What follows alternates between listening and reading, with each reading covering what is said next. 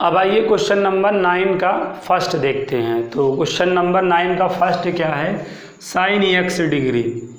तो y equal sine x degree ऐसा करके रिटर्न कर लें।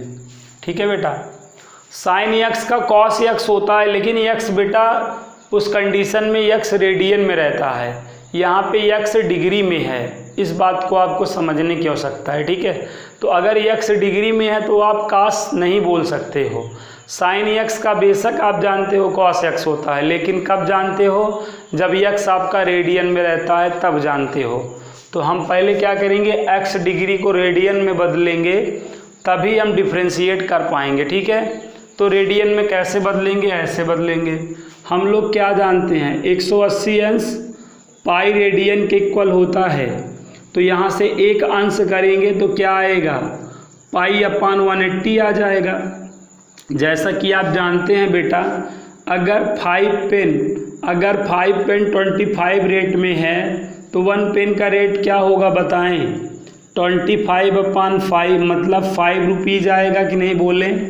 अगर 5 पेन 25 रेट में है तो 1 पेन जो है 25/5 मतलब 5 रेट में आएगी।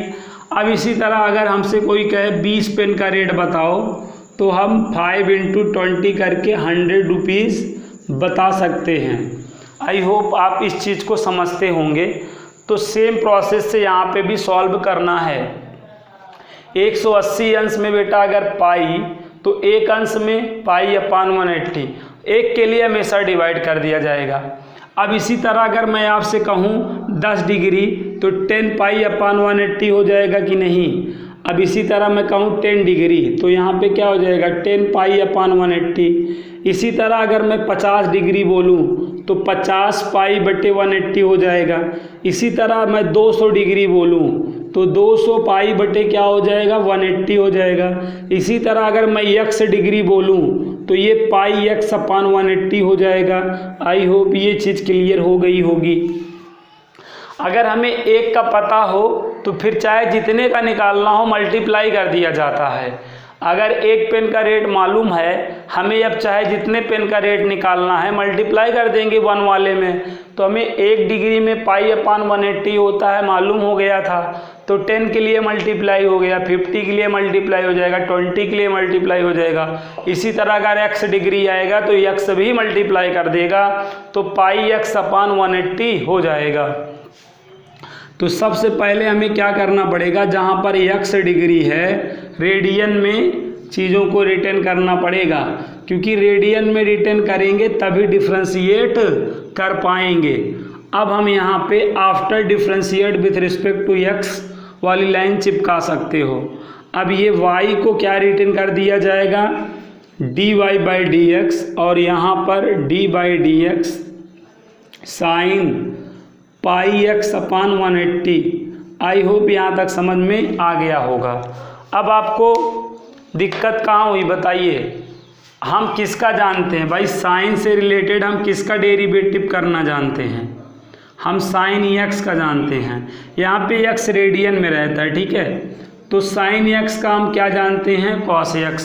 लेकिन यहाँ पर अटैक कौन कर दिया भाई, यहाँ पर ये पूरा अटैक कर रहा है ना, ये अटैक कर रहा है। यहाँ पे x होता तब तो cos x लिख देते, ये पाई x अपान 180 है ना, तो पाई x अपान 180 को t मानना पड़ेगा।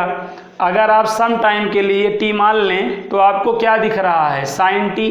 अगर आपने इसको t लेट कर लिया तो यहाँ पे क्या सीन हो रहा है, साइन t सीन हो रहा है, और साइन t का क्या होता है, cos t। तो यहाँ पर हम तुरंत क्या कर सकते हैं, cos t। t एक्चुअली क्या है, t आपका पाई x अपान 180 है, और जिसको लेट करे रहते हैं उसका अगेन करके मल्टीप्लाई करना होता है। तो यहाँ पे पाई x अपान 180 का अगेन भी तो करना पड़ेगा। इसको t लेट कर लिया, साइन t सीन दैट हुआ। साइन t का क्या होता है भाई, cos t लिख दिया, और जिसको लेट करे रहेंगे ऐसे पुनः अगेन करना रहेगा, अगेन करके मल्टीप्लाई करना होता है।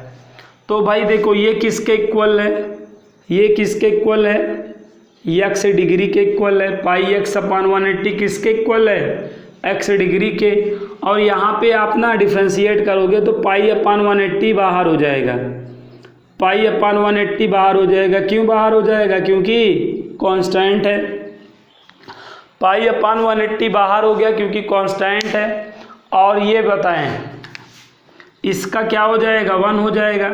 x का डिफ्रेंसिएशन क्या होता है? 1 होता है। ये चीज़ पहले आ जाएगा। पाई अपान 180 कॉस x डिग्री, ठीक है ना। तो ये हमारा आंसर आया dy/dx का। ये इसका 1 हो गया और पाई अपान 180 पहले आ जाएगा cos x degree. I hope ये क्वेश्चन भी आपको सॉल्व करना